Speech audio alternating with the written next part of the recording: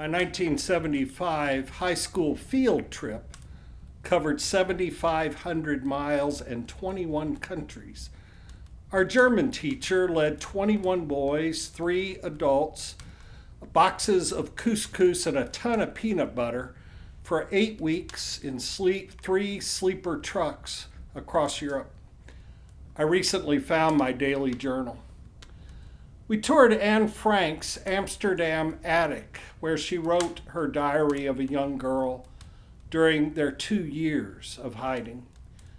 My Friday, August 1 entry was on the 31st anniversary of her last journal entry, 3 days before she was arrested, which led to her death in a Nazi concentration camp at the age of 15. That night, over a few beers, a fellow 18-year-old asked me this question: "Do you think Anne Frank is in hell?" "What?" was the only reply I could muster at the moment.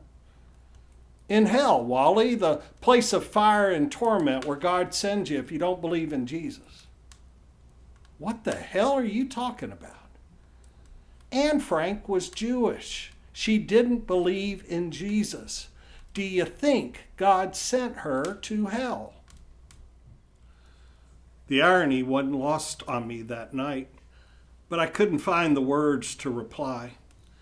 My friend was asking if God's final solution was more barbaric than Hitler's final solution.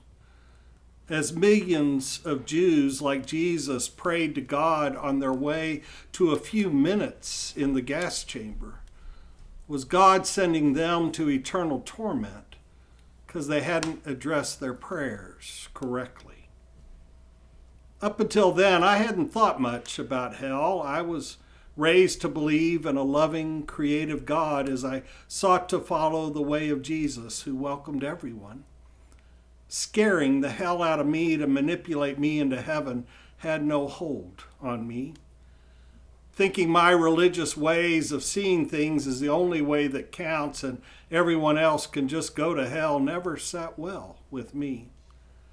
Thank God I don't have to look at life or death that way. Anne Frank was sent to hell, but not by God. Her Gehenna was Auschwitz and Bergen-Belsen.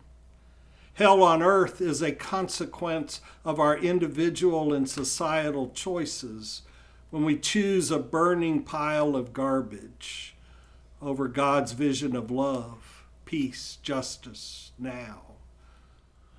What were you told about what the Bible says about hell? How have those understandings changed as you've grown? Where have you learned about medieval ideas influencing our current prejudices and judgments? What consequences do you see and fear coming from acting in the name of an arbitrary and vindictive power?